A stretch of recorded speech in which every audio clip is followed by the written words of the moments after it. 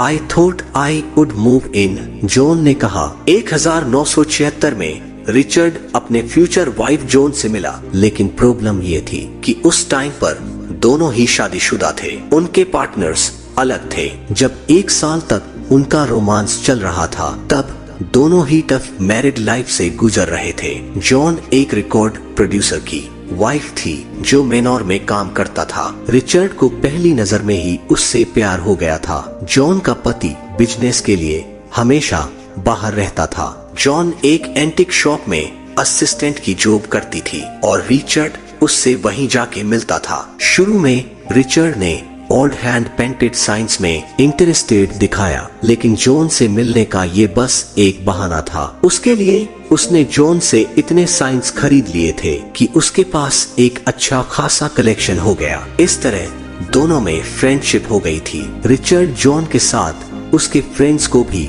Party में बुलाने लगा था। फिर वो उनसे पूछकर उन्हें टैग भी कर देता था। जॉन के फ्रेंड्स मजाक में उसे टैग अलोंग डाई बुलाते थे, लेकिन रिचर्ड किसी भी तरह बस जॉन के साथ कुछ पल बिताना चाहता था। दोनों डेनबिग टेरेस में मिलते थे, जो दोनों के ऑफिस के पास पड़ता था। उस टाइम दोनों को बस यही लगता था कि जैसे इस दुनिया में बस वो दोनों ही अकेले हैं। लेकिन एक दिन रिचर्ड की वाइफ वापस लंदन लौट आई। क्रिस्टन तब 20 साल की थी और रिचर्ड 22 के, जब दोनों की शादी हुई थी। लेकिन जब रिचर्ड जॉन को डेट कर रहे थे, उन्हीं दिनों क्रिस्टन किसी दूसरे आदमी के साथ चली गई थी। हालांकि उसने रिचर्ड को बोला कि वो ये शादी फिक्स करना चाहती है। फिर एक पार्टी में क्रिस्टन, रिचर्ड और जॉन सब इनवाइटेड थे। जॉन की बेस्ट फ्रेंड लिंडा ने रिचर्ड से स्ट्रेट पूछ लिया, तो तुम किसे चाहते हो? ऐसा कब तक चलेगा? तुम्हें कोई ना कोई रास्ता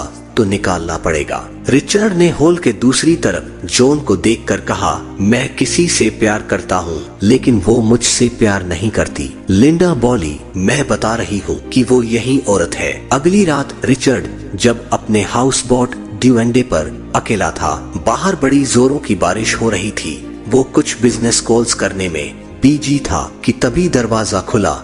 वहाँ जॉन खड़ी थी। उसने कहा, वेल, मैंने सोचा मुझे यहाँ आना चाहिए। Living on the edge, Richard ने 1,80,000 यूरोज में नेकर आइलैंड खरीदा था। ये आइलैंड ब्रिटिश वर्जिन आइलैंड्स का एक पार्ट है। इस खूबसूरत आइलैंड पर उसने अपने फ्रेंड्स और फैमिली के साथ बहुत मेमोरेबल टाइम स्पेंड किया था। रिचर्ड और जॉन न्यूयॉर्क में थे जब अचानक उन्होंने एक ट्रिप पे जाने के बारे में सोचा।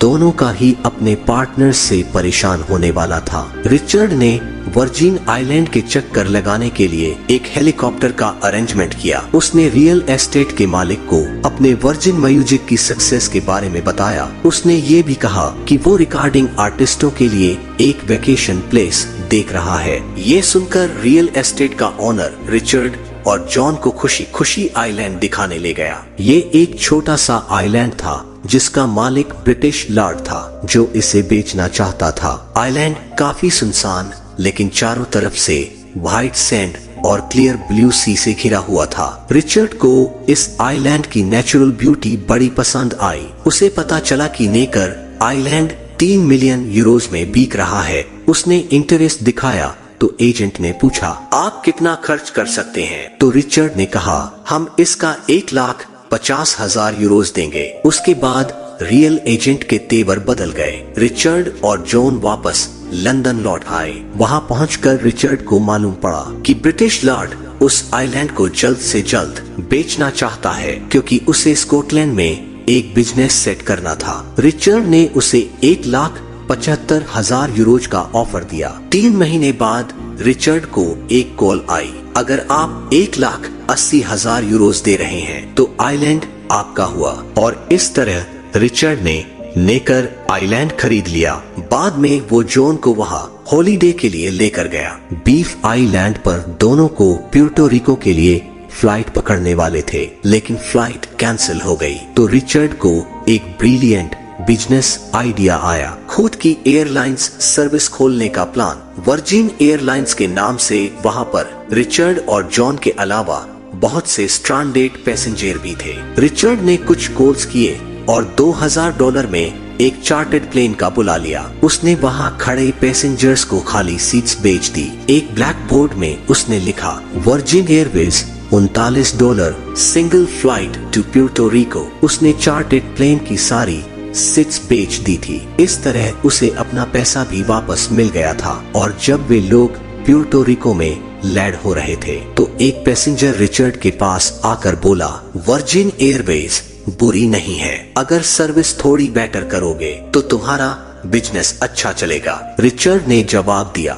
शायद मैं ऐसा ही करूंगा। आगे की कहानी हम जानेंगे इस कहानी के पार्ट 3 में। आज के इस वीडियो में इतना ही। जल्द मिलते हैं इस समरी के अगले पार्ट के साथ। तब तक के लिए जय हिंद, वंदे मातरम। अपना और अपने प्यारों का ख्याल रखें। वीडियो अच्छी लगी हो तो वीडियो को लाइक शेयर करना ना भूले। इसी तरह के और समरी से रूबरू होने के लिए हमारे चैनल द समरी वर्ल्ड को सब्सक्राइब करें। तो दोस्तों, आपको आज का हमारा यह बुक समरी कैसा लगा और इस बुक समरी से आपको क्या सीखने को मिला, मुझे नीचे कमेंट करके जरूर बताएं। और इस समरी को अपने दोस्तों के साथ शेयर जरूर करें। आपका बहुमूल्य समय देने के लिए दिल से धन्यवाद। Wish you all the very best.